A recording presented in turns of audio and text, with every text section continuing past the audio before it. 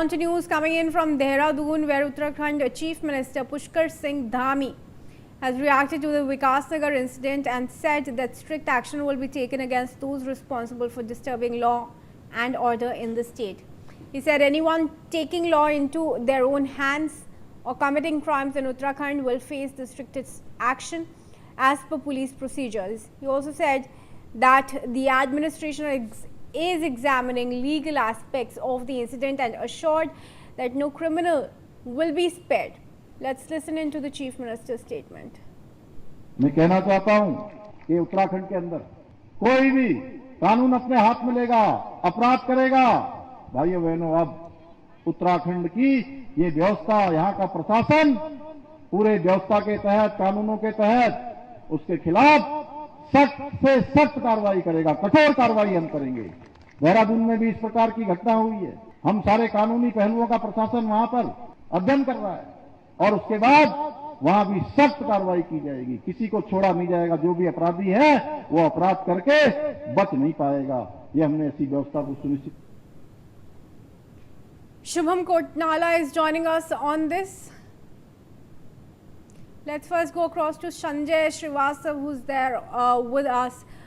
Sanjay, chief minister का एक कड़ा बयान आया है। ऑलरेडी हम देख रहे हैं कैसे बुलडोजर एक्शन हो गया है अक्यूज्ड के घर पर। फिलहाल इन्वेस्टिगेशन किस तरह से बढ़ रही है? ये जो 8 से 10 लोग थे, कौन थे, किससे एफिलिएटेड थे, इस बारे में क्या जानकारी आई है? देखिए, आपको बता दें कि एक मामला देहरादून स्थित विकास नगर है, वहाँ पे सहसपुर थाना है, वहाँ का मामला है। वहाँ पे एक बैरागी वाला गांव है, वहाँ पे बताते हैं कि सिंचाई का पानी था, उसको लेकर के कुछ दिनों से ये विवाद चल रहा था और उस विवाद इतना बढ़ा कि एक समुदाय के लोगों ने विनोद नामक व्यक्ति के घर पे घुस करके हमला कर दिया और उन्होंने फावड़े से, बेलचे से पूरे परिवार के लोगों को मारा। और उस दौरान 3 लोग अभी भी हॉस्पिटल में एडमिट है, अशोक, सुषमा और राजेश। लेकिन इस मारपीट के दौरान विनोद नामक व्यक्ति की हत्या हो जाती है, मौत हो जाती है, जिसके बाद पूरे गांव में माहौल बिगड़ जाता है। पुलिस फोर्स तैनात है और इन सब चीजों को देखते हुए एक तरफ तो ये मामला चल रहा है, दूसरी तरफ लोगों का ये मानना है कि ये विवाद केवल ये पानी को लेकर के नहीं था। यह विवाद पहले से, बहुत पहले से ये जो दूसरे समुदाय के लोग हैं वह रह के इस तरह की हरकतें करते रहे हैं, जिसको लेकर के धीरे धीरे ये विवाद बढ़ा है और यह विवाद बड़ा रूप ले लिया। कल देर रात की घटना है, विधायक वहां पहुंचे थे, मुन्ना सिंह चौहान, उन्होंने शांत करने का प्रयास किया, लेकिन दरअसल यह मामला धार्मिक चीजों से जुड़ गया। इसलिए आज सुबह से वहां पे सरकार को भी बड़ी कार्रवाई करनी पड़ी, बुलडोजर एक्शन भी हुआ है और जो लोग वहां इकट्ठा हुए थे उन्होंने उनके घर पे आगजनी भी की थी। लेकिन अभी मामला शांत है। उस पूरे इलाके को पुलिस ने अपने कब्जे में ले रखा है, वहां का इंटरनेट कनेक्शन बंद कर दिया गया है। तो आप ये कह सकते हैं कि अभी जो घटना कल हुई थी, आज सुबह उसने एक बेहद रूप लिया था, लेकिन पुलिस प्रशासन ने इस समय वहां पे चौकसी बरती है, जिससे ये मामला शांत नजर आ रहा है। जी, बने रहे हमारे साथ संजय। एक बार फिर viewers, let's also tell you that based on a formal complaint by the deceased brother Ashok Kumar, police have now registered a case against 12 named suspects and others on charges of murder, assault and other serious offences. Police are currently investigating the matter. Sanjay, आप बता रहे हैं किस प्रकार से एक धार्मिक angle जुड़ गया है, पानी को लेकर विवाद था, धर्म की बात कहां से आ गई? देखिए, जब मामला बढ़ा, कल देर रात का मामला है, जब ये मामला बढ़ा तो मामला बढ़ने के बाद वहां विधायक, जो स्थानीय विधायक है मुन्ना सिंह चौहान, पहुंचे। मुन्ना सिंह चौहान के पहुंचने के बाद, क्योंकि यह भारतीय जनता पार्टी का एक प्रकोष्ठ है, उससे जुड़ा हुआ यह व्यक्ति था, तो जब भारतीय जनता पार्टी से जुड़ा हुआ व्यक्ति था, उसकी हत्या हो जाती, तो दूसरे दिन आज जो विश्व हिंदू परिषद के लोग हैं और इस तरह से जो हिंदूवादी संगठन उसके लोग वहां पहुंचे और उन्होंने ये मांग की कि जो ये घटना हुई है उसमें तत्काल कार्रवाई की जाए। उनका कहना था कि 12 जो नामजद लोग हैं उन सबको गिरफ्तार किया जाए, उनके घर पे बुलडोजर एक्शन हो।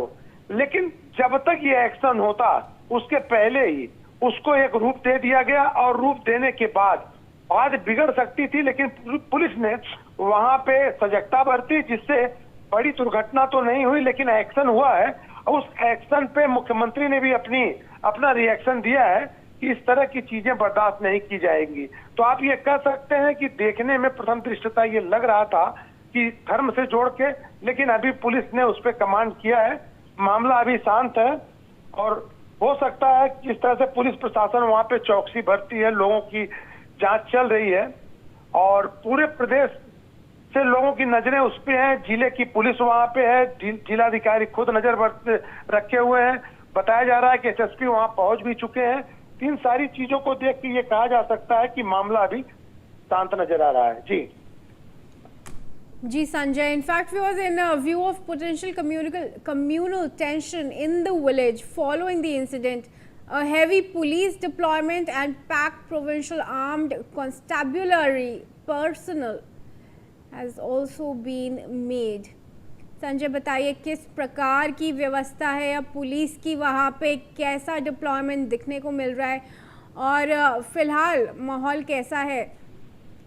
ये सहसपुर से एक रास्ता जाता है लगभग 5-7 किलोमीटर अंदर। सहसपुर आप ये कह सकते हैं तो देहरादून से जो पोंटा साहब का रास्ता है उसके बीच में पड़ता है। तो ये जहां से इस गांव का रास्ता कट रहा है उस पूरे रास्ते पे पुलिस तैनात है। कोई भी संदिग्ध व्यक्ति जा रहा है उसकी पूरी जांच की जा रही है, क्योंकि ये जो बैरागी वाला गांव है, ये गांव ऐसी जगह पे है जो कि आप ये कह सकते हैं कि बॉर्डर का एरिया है, इसलिए पुलिस प्रशासन पूरी तरह मुस्तैद है। हर तरह की वहां पे पुलिस इस समय डिप्लॉयड की गई है। वहां के थाने के साथ साथ आसपास के थाने के लोगों को भी बुलाया गया। पुलिस प्रशासन पूरी मुस्तैद है। तो आप ये कह सकती हैं कि पुलिस पूरी चौकसी बरती है और इंटरनेट का जो सोशल मीडिया के माध्यम से बातों को फैलाया जाता है, उन्होंने संदेश देने का भी प्रयास किया है कि उस पर विश्वास न करें। दूसरी तरफ इंटरनेट की जो व्यवस्था है उसे भी अभी कुछ देर के लिए बंद कर दी गई थी और अब पूरा जो इनका पुलिस प्रशासन का सोशल मीडिया सेल है उसने भी नजर बनाए रखा है कि कोई इस तरह की सोशल मीडिया पे चीजें न आए जिससे बात बिगड़े। जी बिल्कुल। जो व्यक्ति मृत हैं इनके बारे में हमें क्या जानकारी है? बताया जा रहा है कि बीजेपी के सोशल मीडिया में काम करते थे, पर कैसा बैकग्राउंड रहा है इनका? देखिए, ये भारतीय जनता पार्टी का एक सेल है, उससे जुड़े हुए थे और या सक्रिय व्यक्ति भी थे, लेकिन कोई संदिग्ध नहीं थे जिससे आप ये कह सकें कि ये आरोपित रहे हो कभी। लेकिन जो इनका सोशल मीडिया का ग्रुप है भारतीय जनता पार्टी का ओबीसी मोर्चा, भारतीय जनता पार्टी का ओबीसी मोर्चा का जो सोशल मीडिया है उसके सह संयोजक बताए जाते हैं। तो अब भारतीय जनता पार्टी की सरकार है, भारतीय जनता पार्टी से जुड़े हुए हैं और वहां पे भारतीय जनता पार्टी के विधायक हैं। तो आप ये मान के चलिए कि लोगों को ये तत्काल ये उम्मीद होती है कि हमें निर्णय मिले, हमें कार्रवाई, जो भी लोग हैं उनके ऊपर कार्रवाई हो। और उन सब चीजों को देखते हुए ही कल का जो रात की घटना थी, आप कह सकते हैं कि जिस तरह से माहौल बिगड़ने वाला था, लेकिन उसे संभाला गया है इन व्यक्तियों के द्वारा। जो आपने कहा कि ओबीसी सोशल मीडिया के थे, तो उसके नाते यहाँ पे जो धार्मिक संगठन है वो लोग वहां सुबह पहुंच गए थे, जिससे थोड़ा सा माहौल सुबह देखने में लगा कि गड़बड़ है। लेकिन पुलिस वहां जिस मुस्तैदी के साथ पूरे एरिया को अपने अंडर में कर लिया था, उससे ये माना जा सकता है कि अभी मामला शांत हो चुका है। जी संजय, आपका जुड़ने के लिए धन्यवाद। Viewers, now on to the